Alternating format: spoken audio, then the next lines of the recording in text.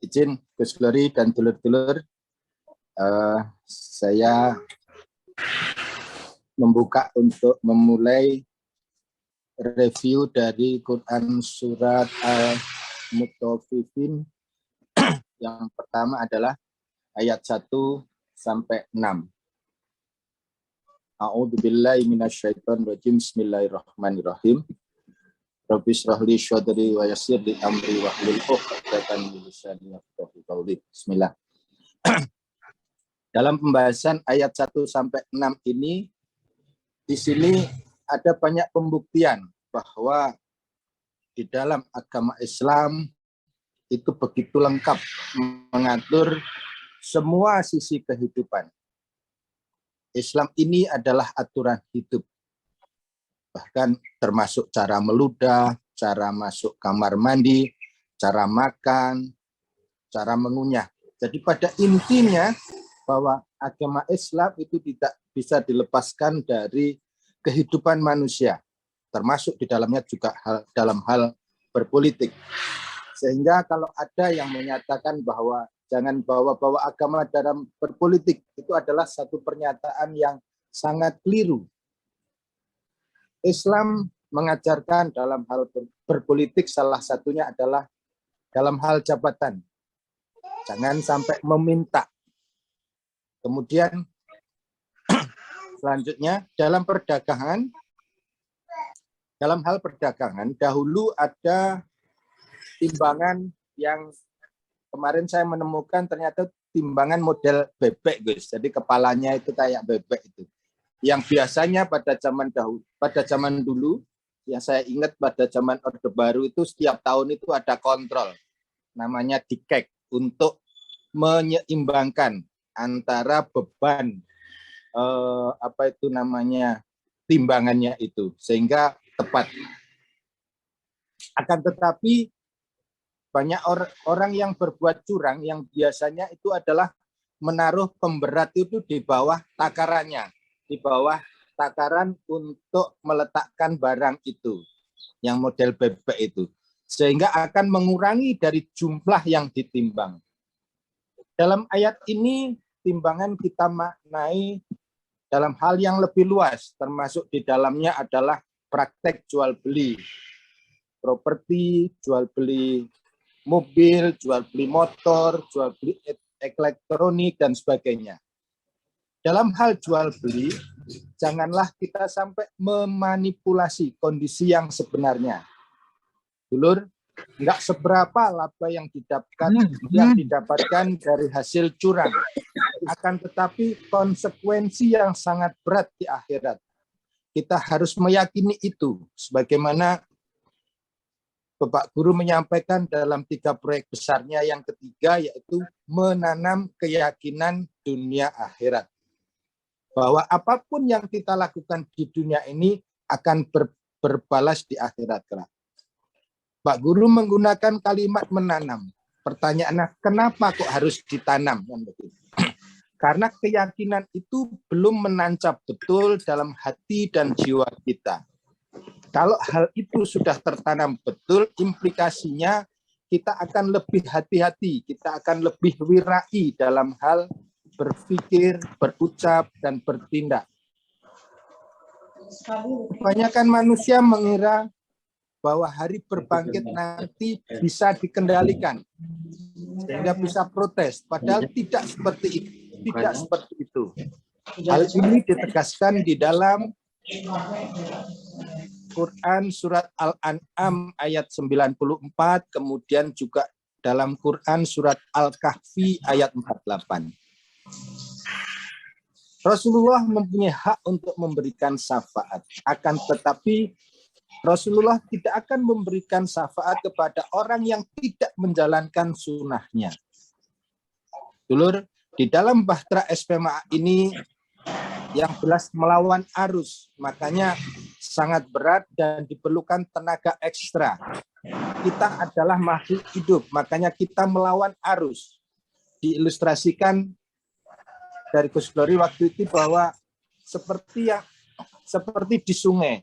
Hal-hal yang terbawa arus adalah sesuatu yang tidak berguna seperti sampah, sandal bekas, bangkai, kotoran, dan sebagainya. Akan tetapi ikan untuk makhluk yang hidup, dia akan melawan arus. Demikian juga pemahaman ini kepada kita. Begitu Gus Lori dan dulur-dulur untuk ayat 1 sampai 6, barangkali ada yang tercecer dan melengkapi, monggo disilahkan. Terima kasih.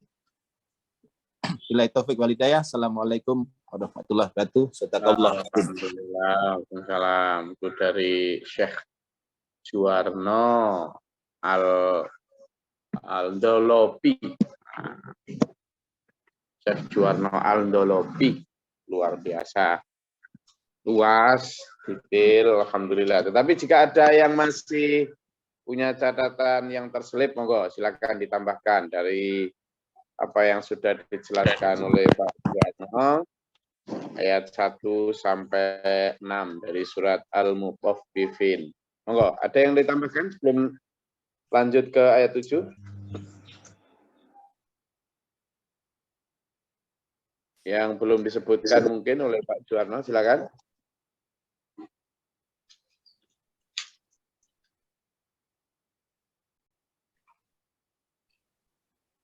Oke. Kalau tidak ada, silakan lanjut ayat 7. Ya, ayat 7 sampai ayat 13 ya kemarin, ya. Nggih, betul Gus, 7 sampai 13. 7 sampai 13, silakan.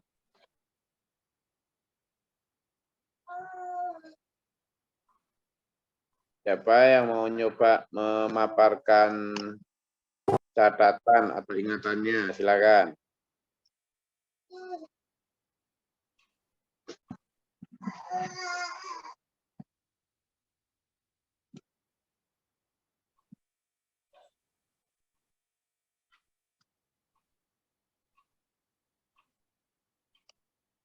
Enggak.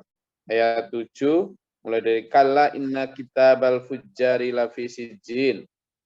Saya kemarin menerangkan tentang apa itu sijjin, ya toh. Oh, silakan.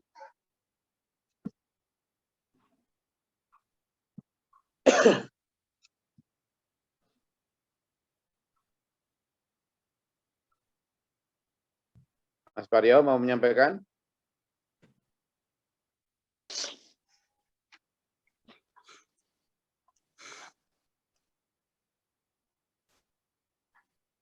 Kemarin juga saya ajak sampean untuk menghubungkan itu dengan surat Al-Haqqah ya. Tentang orang-orang yang menyesal di sana ketika tahu mereka mendapatkan sijin ya. Silakan. Ada yang menyampaikan ayat 7 sampai 13?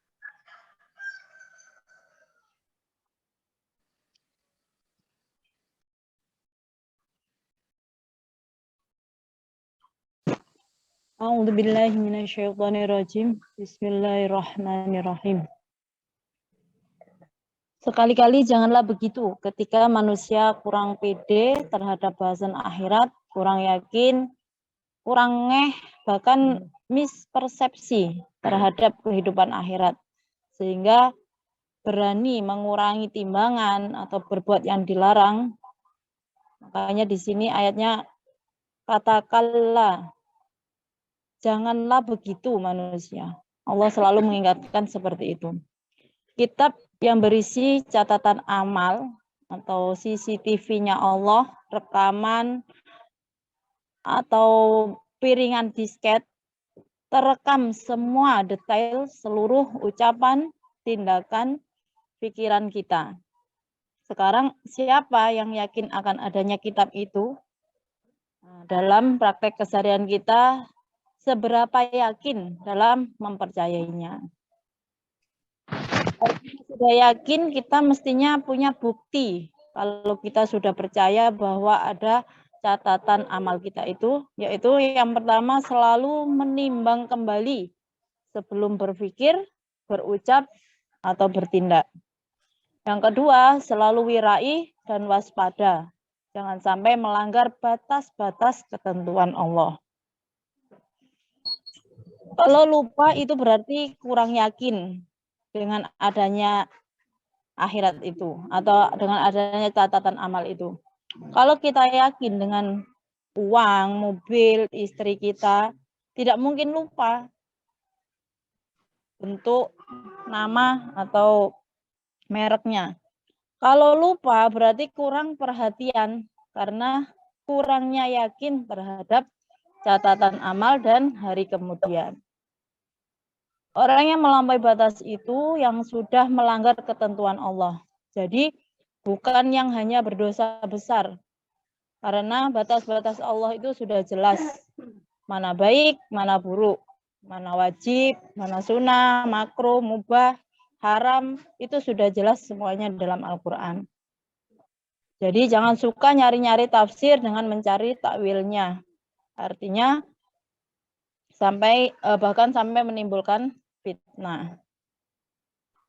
Poin selanjutnya ada yang berkata kalau ngaji itu harus difahami sarahnya, tafsirnya, jangan langsung dari Quran terjemah atau hadis saja. Padahal batasan Allah itu sangat jelas sekali di dalam Quran maupun hadis. Di dalam Quran ada yang perlu ditafsirkan dan ada yang tidak perlu ditafsirkan, itu sudah jelas sekali. Hanya beberapa ayat saja yang membutuhkan penjelasan atau referensi dalam hadis. Kalau Quran sebagai sumber hukum utama Islam, kita tidak boleh membaca secara langsung atau harus mempelajari tafsirnya. Kita mau berpedoman apa lagi? Selanjutnya, akhirat itu benar-benar ada, bukan kok asyatirul awalin, bukan dongeng orang-orang zaman dahulu. Kenapa kalimat yang dipakai untuk membantah oleh orang zaman dulu dengan orang zaman sekarang kok sama? Kemudian beberapa peserta Zoom menjawab, yang pertama karena setannya sama, tidak mati. Yang kedua, Al-Quran itu untuk sepanjang masa. Yang ketiga, mereka saling pesan-memesan antar generasi tentang pendustaan mereka. Tentang pesan berpesan ini terdapat dalam surat Az-Zariyat ayat 53. Yang artinya apakah mereka saling menasihati tentang apa yang dikatakan itu? Tidak, sebaliknya mereka adalah kaum yang melampaui batas. Jadi yang saling memesan adalah setannya. Kalau dikatakan, poin selanjutnya, kalau dikatakan gendeng, kejinan, asyatirul awalin, ya kita jawab saja, syadaqallahul adzim. Karena itu sudah menjadi istilahnya sego jangane ketika kita berdakwah mesti digunjing atau dicemooh seperti itu. Dan diakhiri dengan tanya jawab. Itu saja catatan dari dalam. Terima kasih.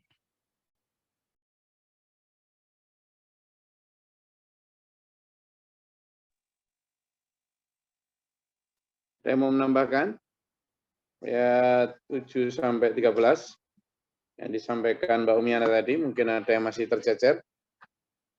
Silakan.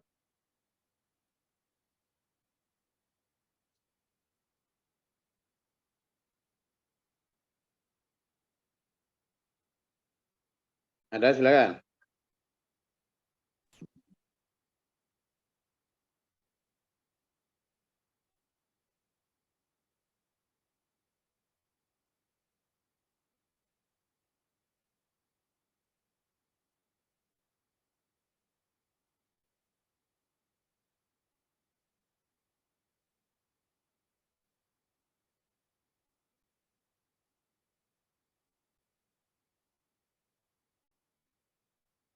Oke, lanjut ke ayat 14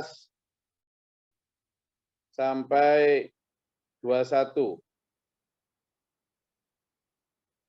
Ayat 14 sampai 21. Oh, sampai 17 ya.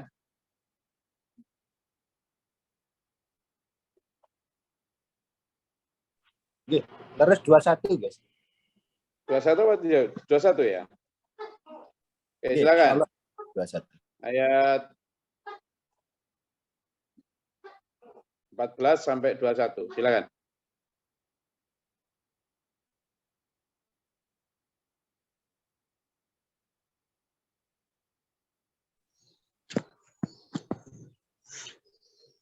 A'udzubillahi minasyaitonirrajim. Bismillahirrahmanirrahim.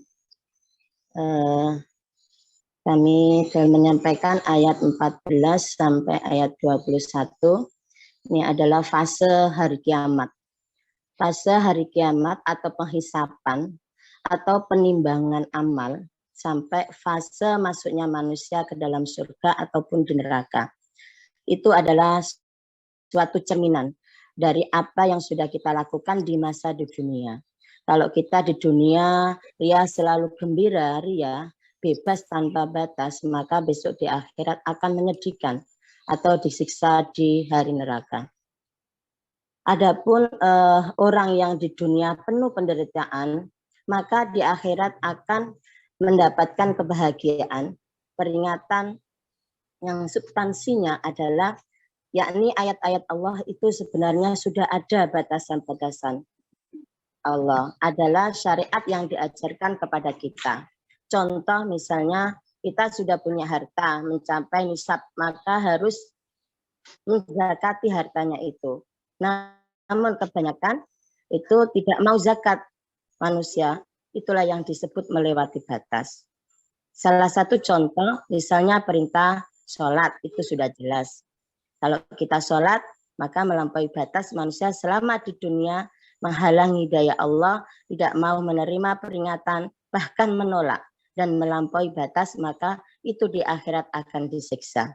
Di dalam Quran surat Al-Kahfi, di situ juga dijelaskan artinya maka agar tidak terhalang dalam bertemu Tuhannya, maka beramallah amal soleh, agar kita tidak termasuk orang-orang yang terhalang mendapatkan rahmat dari Allah.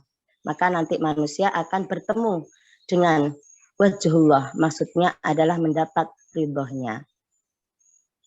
Adapun nanti kalau kita di akhirat sakitnya siksa itu terasa lebih sakit. Itu diwelehkeh atau diundat-undat atau disyukurin. Inilah siksa yang dahulu. Misalnya kamu abaikan, kamu hina-hina, dibuat candaan. Karena tidak terlalu yakin dengan surga yang dianggap bisa dicapai tanpa pengorbanan. Dan terhadap neraka tidak terlalu ditakutkan sebenarnya. Maka manusia ini sudah tidak takut neraka dan tidak kepincut surga. Maka dari itu, ayolah kita menjadi satu identitas atau satu komunitas yang benar-benar menganggap atau serius ancaman Allah dan meraih kemenangan yaitu nanti di surga. Adapun orang yang berbakti atau bertakwa atau orang yang takwa dalam kitab itu adalah punya catatan yang berdampak pada surga, yakni menerima catatan amal dengan tangan kanan. Sedangkan orang yang di dalam kitabnya itu jelek atau disebut juga sijin, maka akan menyesal mereka menerima buku catatannya dengan tangan kanan. Karena kebanyakan itu orang menganggap bahwa mati adalah akhir dari segalanya. Padahal kematian itu adalah awal dari kehidupan yang sesungguhnya. Maka akhirat itu adalah suatu yang tidak kita kendalikan sendiri. Atau peristiwa di hari kiamat dalam Quran surat Al-Haqqah ayat 17 sampai ayat 30. Mungkin itu Gus yang bisa dalam sampaikan, kurang lebihnya saya mohon maaf. Assalamualaikum warahmatullahi wabarakatuh. Oke, Mbak Mustaqimah tadi sudah menyampaikan. Selanjutnya, ada yang menambahkan dari mungkin masih ada yang terselip dari ayat 14 sampai 21. Ada? Yang mungkin belum tersampaikan. Silakan. Wonten satu poin bahwa Al-Quran itu adalah merupakan cahaya kebenaran dari Allah. barang siapa yang di dunia ini menutup diri dari cahaya kebenaran Allah itu, maka di akhirat kelak itu akan terhalang, tidak bisa ketemu Allah, tidak mendapatkan rahmat Allah. Nah, agar manusia teratur, maka ada agama. Agama itu dari bahasa Sanskerta Silakan. A'udzubillahiminasyaitonirrajim. Bismillahirrahmanirrahim. Ayat 22 sampai 26. Sesuai dengan yang kita sudah jelaskan ya. Yeah. Innal abroro, yaitu orang-orang yang berbakti, orang yang kebaktiannya diterima oleh Allah Subhanahu wa taala. Dan sesungguhnya orang yang berbakti itu ada dalam kenikmatan. Yang ini merupakan sinyal dari Allah. Nah, kalau kita ingin mendapatkan kenikmatan, yaitu dengan cara mengurangi kenikmatan di dunia. Supaya apa? Kita menjadi umat yang mendapatkan lafinaim benar-benar, yaitu nyambung dari kita kepada Allah, mendapatkan kedudukan, kebahagiaan dengan pandangan yang tanpa batas, sehingga hal ini benar-benar wajib kita selaku insan, yaitu mensyukuri atas nikmat yang Allah berikan. Nah, sehingga jangan sebaliknya, yaitu menjadi orang yang selalu yaitu resah, mengeluh dengan hal-hal yang kita rasakan. Itu yang buat kita mungkin karena jatuh, karena gagal, sehingga perlu diterima saja supaya dapat yaitu lafinaim. Jadi agar benar-benar menjadi orang yang wajahnya berseri-seri, bersinar, bersih di akhirat nanti. Agar kita benar-benar mendapatkan kenikmatan yang tidak palsu atau kenikmatan yang bukan abal-abal. Kenapa? Ya, sekarang dicontohkan bahwa khamr di akhirat tidak diharamkan, yang karena kalau di dunia diharamkan itu sifatnya hanyalah sementara. Nah, kemudian kalau menginginkan hal demikian, kamu ingin rumah megah, kita ingin rumah mewah, ingin kendaraan, jabatan, dan lain-lain, itu tentunya bisa ditahan di dunia ini. Sehingga nanti dikasih oleh Allah kenikmatan, kebahagiaan, itu di akhirat yang lebih luas, lebih yaitu mulia lagi, yaitu di akhirat, dengan balasan seluas langit dan bumi. Nah, sehingga kita disuruh yaitu berjuang, disuruh melaksanakan muamalah ubudiyah, baik sholat, zakat, sehingga di dunia kita menghabiskan waktunya untuk berjihad, untuk meraih hari akhirat. Maka kita diperintah untuk berlomba-lomba. Berlomba-lomba yaitu dengan wasyari ulama magfiratim min rabbikum. Baik, yaitu berlomba dalam artian kita merasa banyak dosa sehingga berlomba-lomba untuk bertobat. Mohon ampun kepada Allah. Kemudian kita juga berlomba-lomba dengan berfastabiqul khairat agar kita betul-betul dapat meraih apa yang kita harapkan, yaitu kenikmatan yang tanpa batas itu. Nah, bagaimana cara kita yaitu menumbuhkan supaya kita ada banyak mengurangi rangsangan untuk yaitu kesenangan kepada dunia, yaitu tadi yang saya sampaikan, yaitu banyak berlomba-lomba untuk bertobat kepada Allah dan berfastabiqul khairat untuk mencapai yaitu kenikmatan yang seluas langit dan bumi yang dijanjikan oleh Allah di akhirat. Mungkin demikian dari kami, Gus. Barangkali ada dulur-dulur yang menambah, kami persilahkan. Assalamualaikum warahmatullahi wabarakatuh. Tambahkan. Monggo, kalau ada yang mau menambahkan, silakan.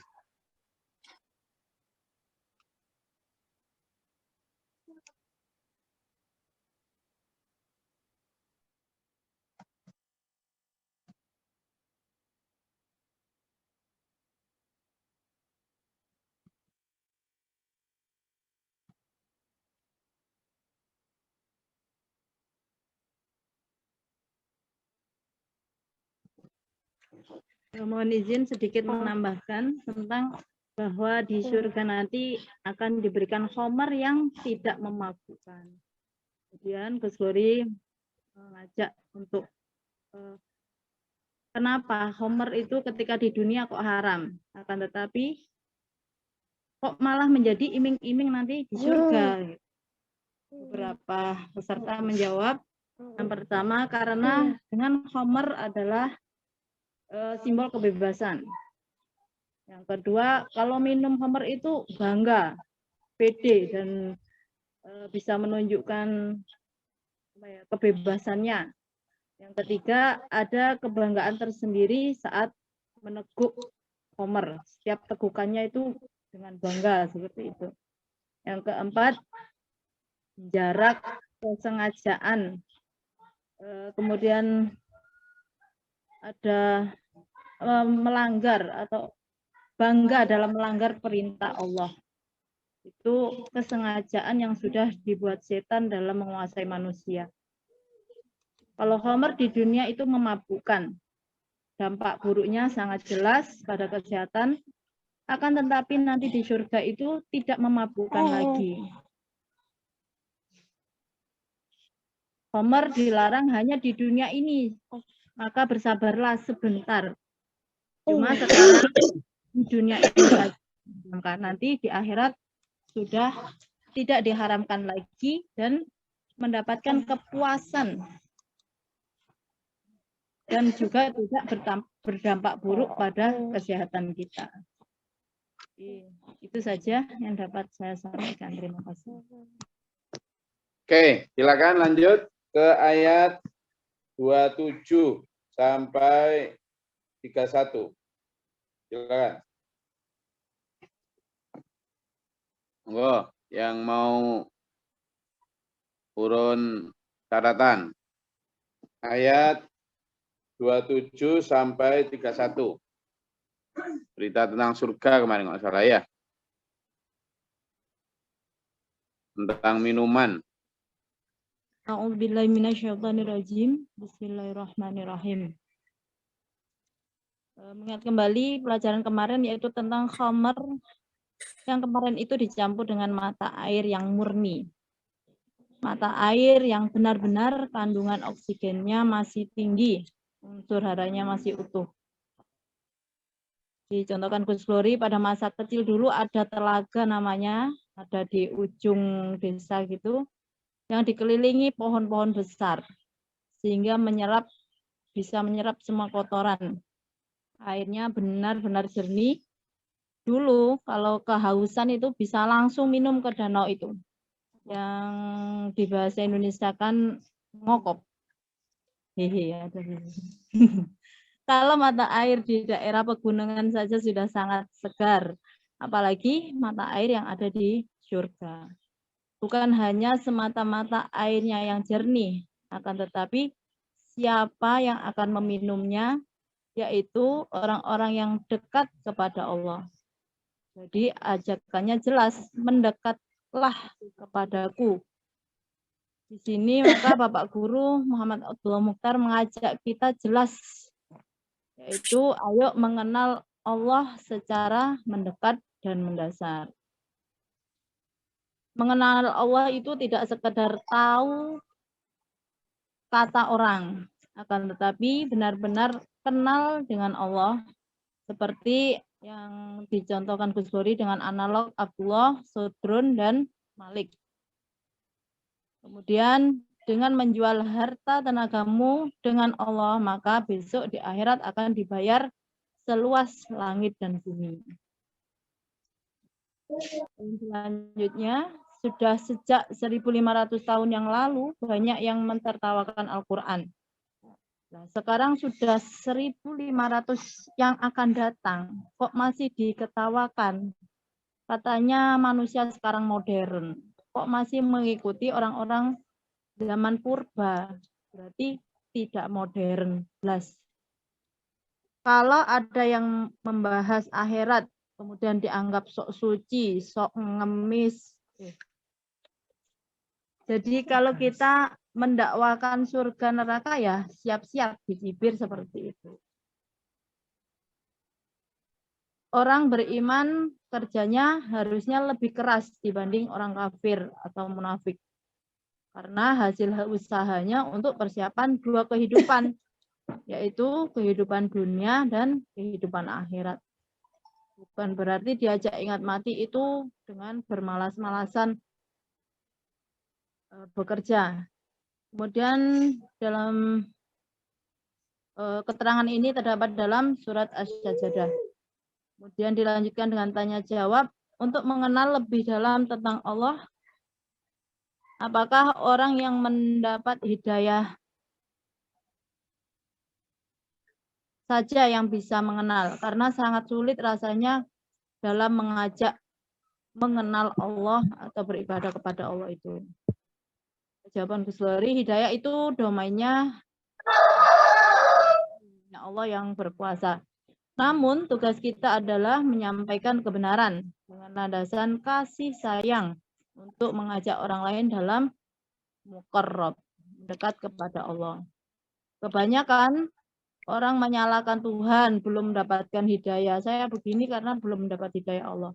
Akan tetapi manusia ini jarang sekali yang mau diajak untuk menyongsong hidayah itu. Sudah dikasih tahu saja masih tidak mau atau tidak mau membuka hati sehingga cahaya sudah dikasih tahu juga masih tidak mau mengambilnya. Seperti Nabi Nuh mengajak anak istrinya juga tidak berhasil. Walau sudah mendakwainya dengan penuh kasih. Kemudian Pak Maman, bagaimana dengan timbangan amal? Kalau dosa yang terhapus, apakah juga masih ditimbang? Jawaban Gus Lori, baik dosa maupun amal yang sudah terhapus, ya tidak ada timbangannya. Yang sudah terhapus tidak bisa memberatkan ke sebelah kanan, sedangkan dosa yang terhapus juga tidak bisa memberatkan ke sebelah kiri. Yaumul Mizan itu menimbang semua amal yang harus dipertanggungjawabkan. Besok ada yang tidak perlu ditimbang amalnya karena sudah terhapus. Baik itu amal, kebaikan maupun dosa.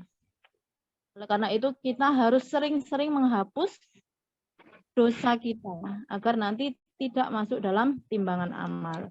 Dan lebih memberatkan amal kita jangan sampai terhapus.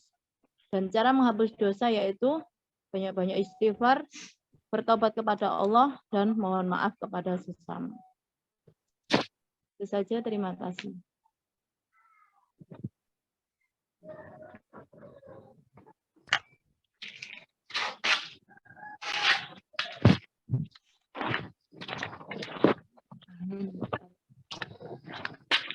Alhamdulillah. Yang terakhir, ayat 32 sampai 36. Silakan.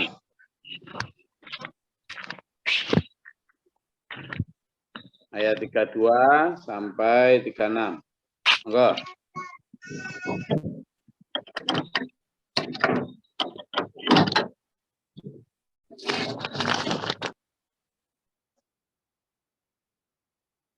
Ayo, selain Mbak Umiana. Ya baca. Ayat terakhir baru kemarin, Rek. Harus ingat. Ayo, bismillah. Pak Jo, ada catatan?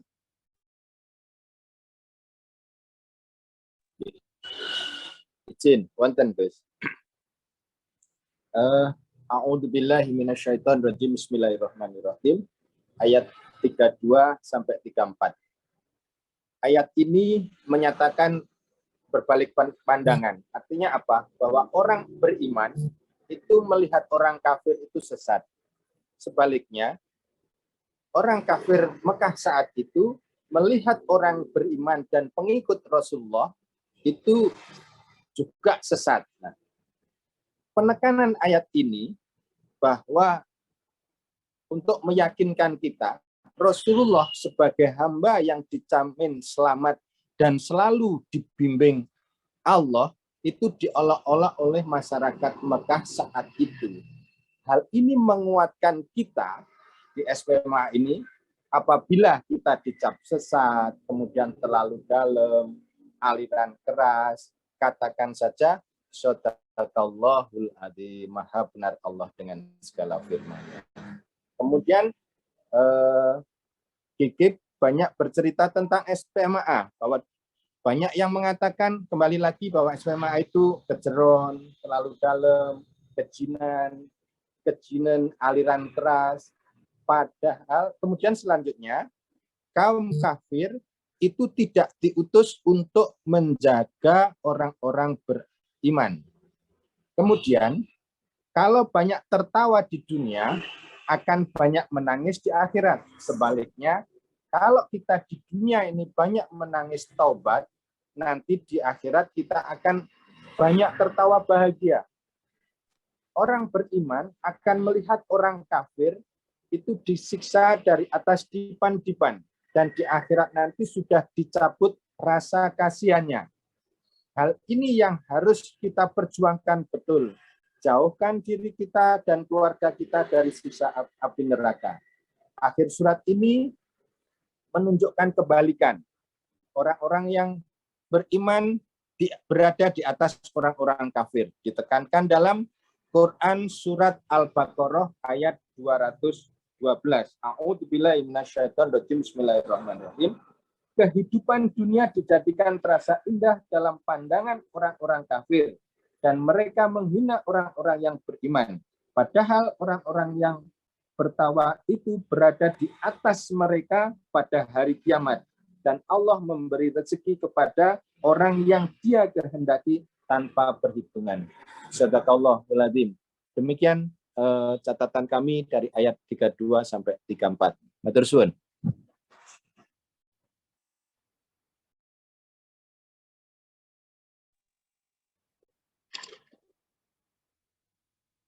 Alhamdulillah, sedikit menambahkan dari tanya jawab yang disampaikan Mas Abid tentang bagaimana menjawab orang yang memakai analog 5 tambah 5 itu 10.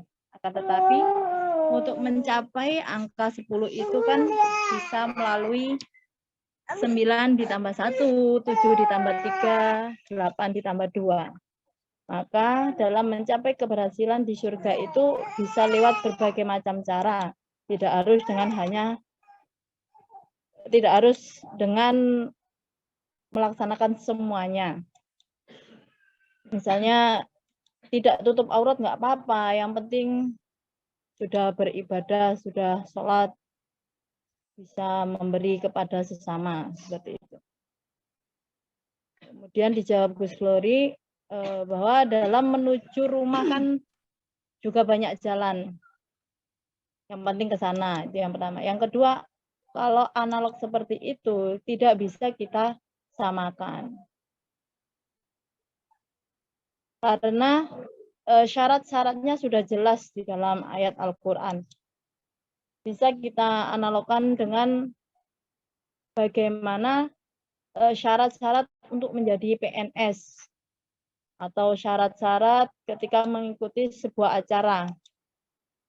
Dalam acara pernikahan saja ada ketika masuk gedung itu sudah dikasih syarat pakai dress code apa seperti itu. Jadi kalau syarat-syaratnya tidak dipenuhi semua ya tidak bakal boleh masuk ke dalam gedung itu. Atau untuk menjadi PNS satu saja, misalnya nggak punya ijazah S1 ya tidak bakal lolos untuk menjadi PNS.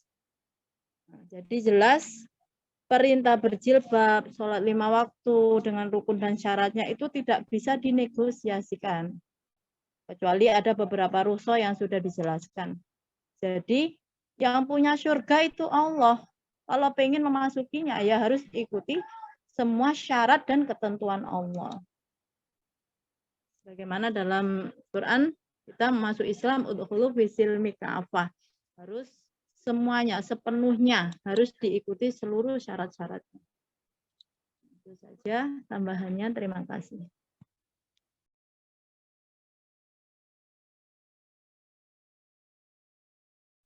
Matur suksma, alhamdulillah. Kita sudah selesaikan murojaah surat Al-Mutaffifin. Banyak pelajaran yang bisa kita petik dari surat Al-Mutaffifin ini, terutama di dalam hal keadilan, kejujuran, kemudian sikap hati-hati atau wirai, dengan konsep dasar bahwa semuanya akan dimintai pertanggungjawaban. Kita juga belajar tentang apa itu sijin, apa itu illiyin. Ya, sijin dan illiyin.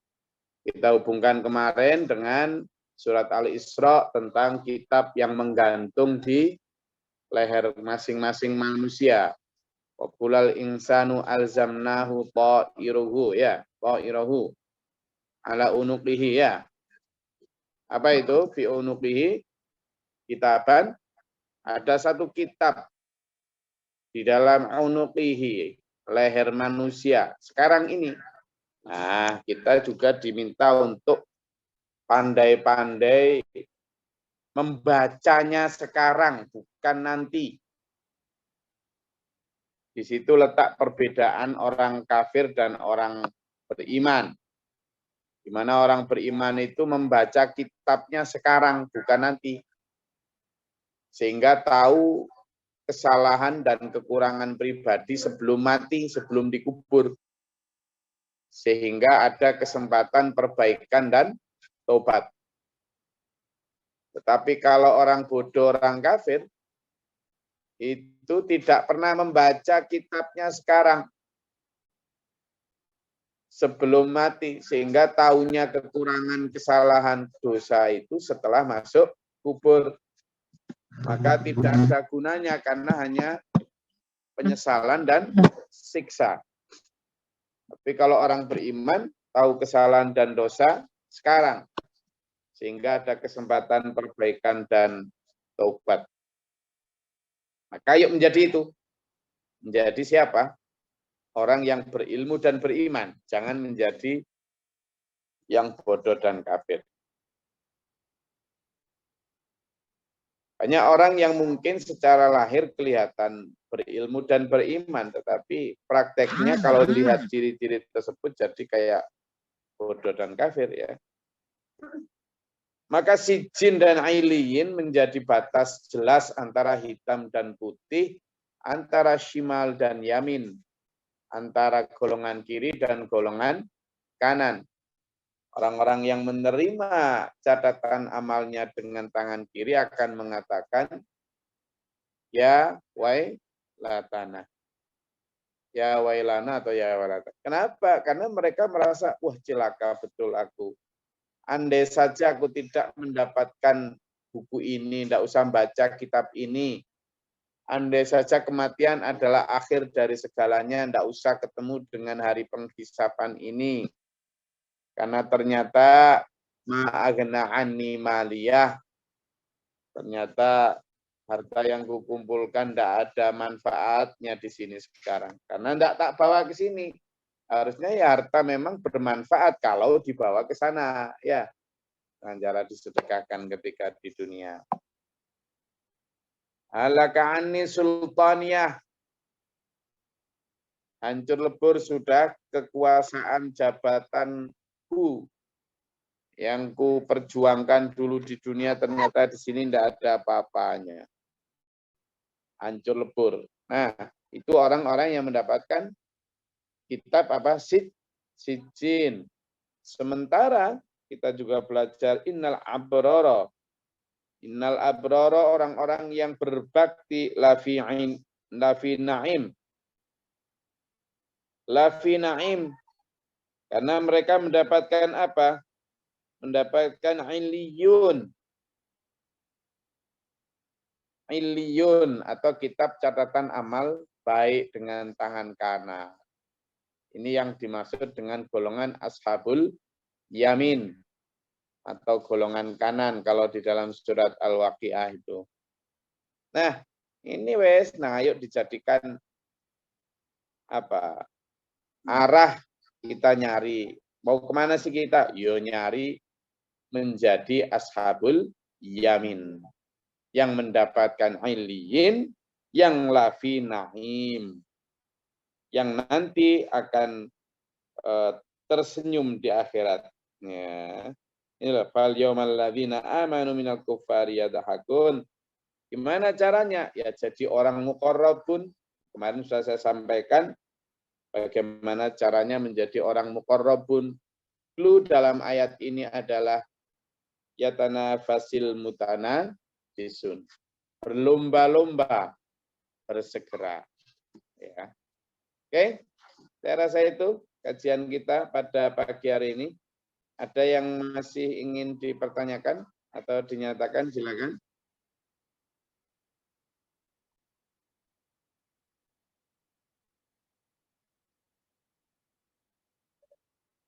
Monggo, kalau ada yang mau ditanyakan.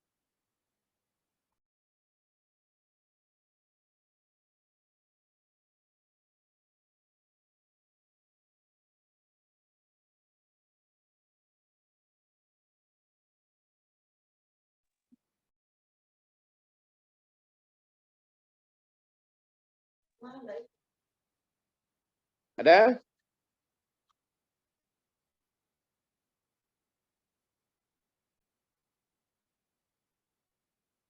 Oke, kalau tidak ada, saya rasa kajian kita cukup pada pagi hari ini. Saya ingin gini ya, supaya kajian kita ini lebih ya sudah alhamdulillah insya Allah sudah dapat pahala, sudah dapat ilmu, sudah dapat silaturahmi. Tapi kita itulah disuruh ya tanafisil mutanafisun. Berlomba terus. Nah, maka catatan-catatan yang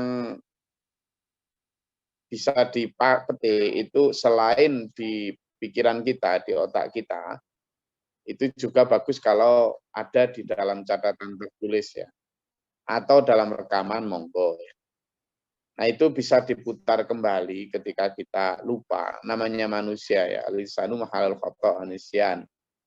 Manusia itu tempatnya salah, tempatnya lupa. Ada sih orang dekat saya yang mengatakan, jenenge lali kurai kelingan gitu setiap kali lupa itu. Nyari kunci gitu. Mubeng nyari kunci. Siapa sih yang bawa siapa? Oh, semua dicari. Ujuk-ujuk di tasnya sendiri. Oh, namanya lupa ya. Ya, makanya manusia itu juga begitu. Nah, biar sebagai reminder itu saya menyarankan untuk dulur-dulur juga punya catatan. Catatan sekecil apapun, sedikit apapun. Gus sudah tua, Gus belajar nulis males. Pak guru itu sampai hampir ketika wafat itu nulis. Saya aja sekarang pengen ikut kayak ibu saya, Bu Haja Masrifah itu sampai sekarang sudah hampir 80 beliau itu. Nulis aktif. Jadi kitab-kitab itu disyarahi gitu. Bila perlu nanti beliau minta buku sendiri, ditulis sendiri. Sehingga budaya literasinya itu jalan. Nah ini yang harus kita gerakkan, apalagi kita masih muda-muda ya toh. Apalagi banyak yang tua menolak tua. Masih merasa muda, padahal tua. Maka jangan hanya merasa, buktikan dengan apa? Dengan tetap rajin mencatat, dengan tetap rajin merekam. Ya, penting itu.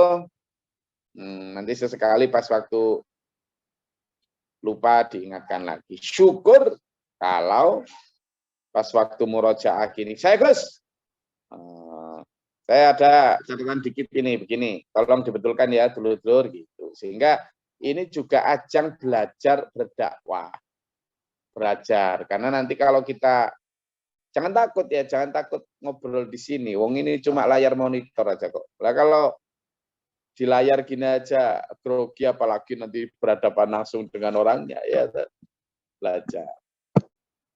Nah, supaya apa? Supaya nilai-nilai yang kita pelajari di forum kajian Zoom ini bisa lebih banyak menyebar. Karena kalau mengandalkan saya saja, saya tidak selalu ketemu dengan banyak orang tuh kesempatan. Maka sampean tak ajak untuk menjadi penyambung lidah atau penyambung tangan-tangan Rasul sebagai penerus, penyeru atau wakil dari Rasulullah Muhammad SAW untuk menyampaikan ajaran. Kenapa? Perintah Rasulullah itu balighu anni walau ayah. Sampaikan dariku itu meskipun cuma satu kata, satu ucapan, satu ayat, satu bab, sepotong kalimat, tidak apa-apa, sampaikan. Maka hasil kajian kita itu ayo kita sampaikan ke umat. Nah, belajar menyampaikan itu satu diantaranya pada saat apa? Murojaah itu. Jadi saya berharap dulur-dulur catatannya juga dapat, kemudian latihan menyampaikannya juga dapat. Insyaallah besok kita akan lanjut surat Al-Insyiqaq. Ya, tetap surat Al-Makiyah sama, ini nanti juga akan bicara tentang kiamat. Ya, benar-benar dalam juz amma ini digencar betul agar kita preparation-nya itu kuat tentang kiamat. Nah, besok Al-Mutaffifin ini ada sekitar 25 ayat. Ayo kita latihan untuk mencatat sehingga pada saat murojaah nanti banyak suara-suara yang saya belum kenal. Hanya suara itu saja toh. Nah, nanti kalau memang lagi macet baru itu para perekam-perekam itu cara. Selesai itu. Semangat, minta kepada Allah diberi sehat, lahir batin jasmani rohani, fisik maupun mental kita, mencari rezeki yang halalan thayyibah untuk dinikmati sekedarnya di dunia dan dibawa pulang sebanyak-banyaknya ke akhirat nanti. Allahumma shalli wa sallim berikhlasin. Allahumma ighfir lil mu'minin wal mu'minat. Allahumma hdina fi man hadayta wa afina fi man afayta wa lana fi wa barik lana fi ma atayta wa qina syarra ma qadayta fa innaka taqdi. Astaghfiru wa atubu ilaika wa sallallahu. Allahumma adfa'na al-bala wal waba wa hasnin min al-jinn wa syaitan. Amin. Rabbana wa la taj'alna fil qawmi dhalimin. Allahumma rfa' darajatana. Rabbana wa minna faktubna ma syahidin. Rabbana la tuzigh qulubana ba'da idh hadaytana. Rabbi a'udzu bika min hamazati syaitan wa a'udzu bika rabbi yahdurun. Rabbana waj'alna muslimina laka wa mu'minatan wa muslimin.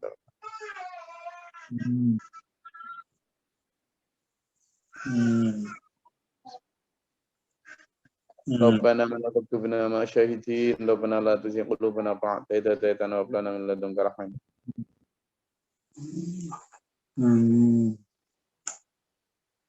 Amin.